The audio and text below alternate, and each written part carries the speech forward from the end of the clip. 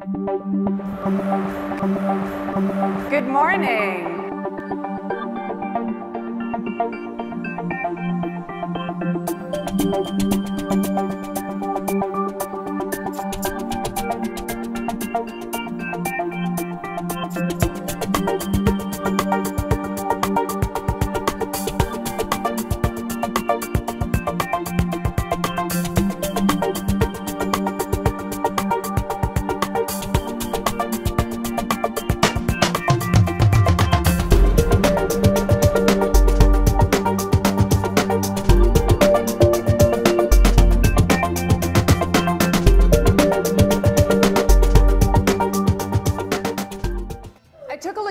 My greatest career moments, all the successes, working with Fortune 500 companies, working with startups, working with brands like Target and Aflac and Capital One. And I realized that there was something very similar across all of their best case studies, which was they didn't try to sell.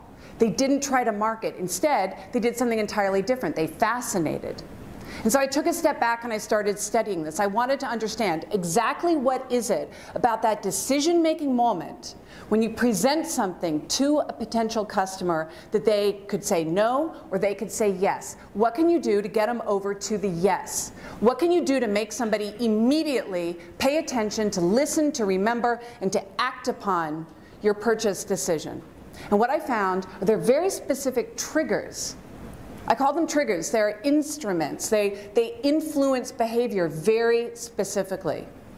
And if you can figure out the part of the brain that goes from saying, I wonder, I'm sort of interested, maybe I'll buy it, maybe I'll think about it. If you can figure out how to hit that, you immediately shortcut to the part that says yes. Fascination is the shortcut to persuasion.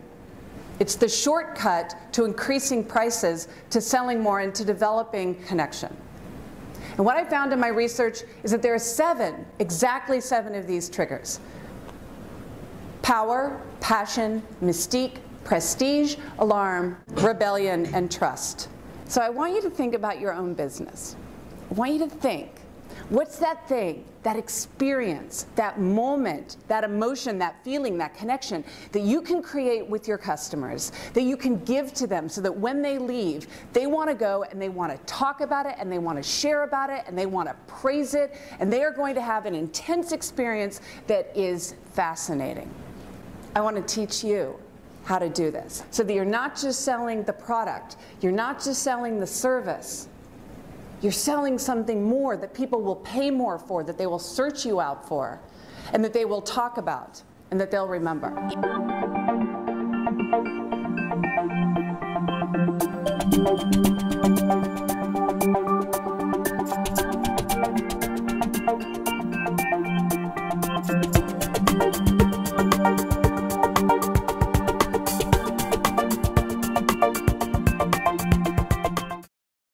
This is what I really want you to get out of this. Being fascinating is not frivolous. This is not about being Britney Spears. It's not about Christmas lights. Being fascinating is the power to persuade.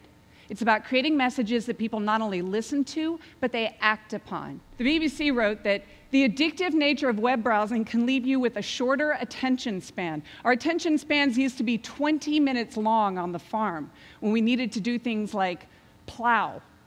And today, the attention spans are getting shorter and shorter and shorter and shorter until now our attention spans, according to the BBC, are the same as a goldfish. Our attention spans are roughly 9 seconds, the same as a goldfish. So what this means is that when you're talking to a consumer, when you're talking to a sales prospect, every 9 seconds, that prospect is thinking about something else they need to focus their attention on, because we have so many things coming at us between LinkedIn invitations and Facebook status updates and new iPhone apps being released. And what's for lunch, by the way? All of these things create distraction. It's very hard to focus, and it's very hard to create a message that can cut through all of this. But cut through we must, because we're in a competitive environment, and in any competitive environment, the most fascinating option wins. It comes down to who can persuade in a 9-second world. It's not about having the best product anymore, I'm sorry to tell you. It's about who can fascinate. I was born with the ultimate competitive disadvantage.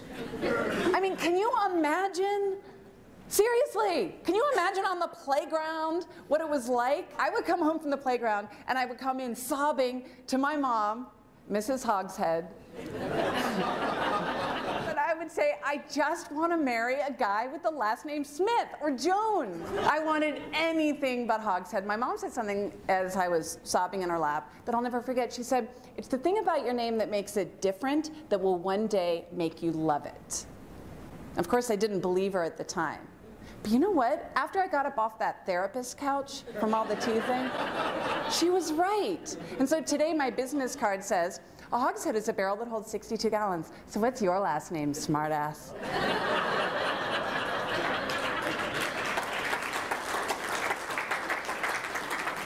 And as I began my career in advertising, I discovered the exact same thing is true in advertising and in branding. If you want to cut through in a cluttered environment, if you want to get somebody's attention immediately, and you don't have a huge budget, then you need to be the most fascinating. For all of us in our marketing, we have a choice. We can either have the biggest budget of anybody else in the category that we're competing against. We can either have the biggest budget, or we can be the most fascinating. Biggest budget, most fascinating, nothing in the middle.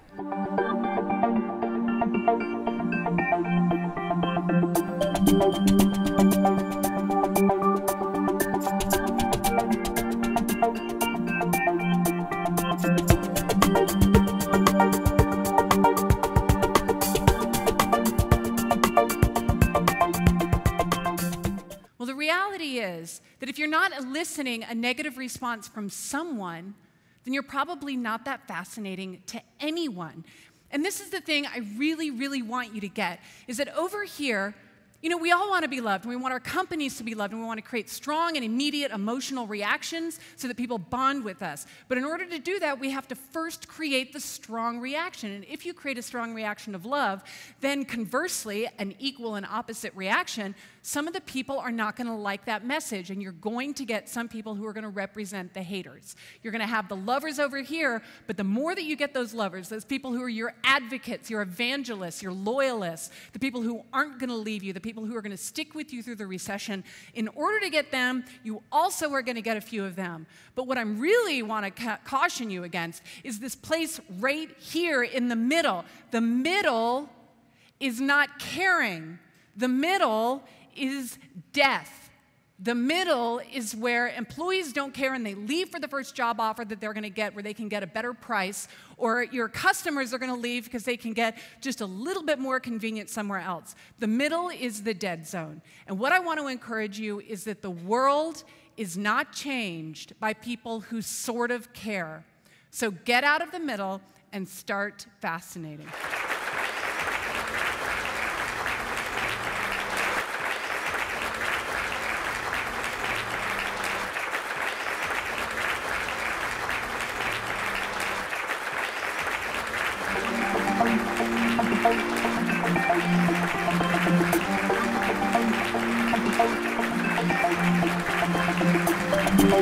Thank you.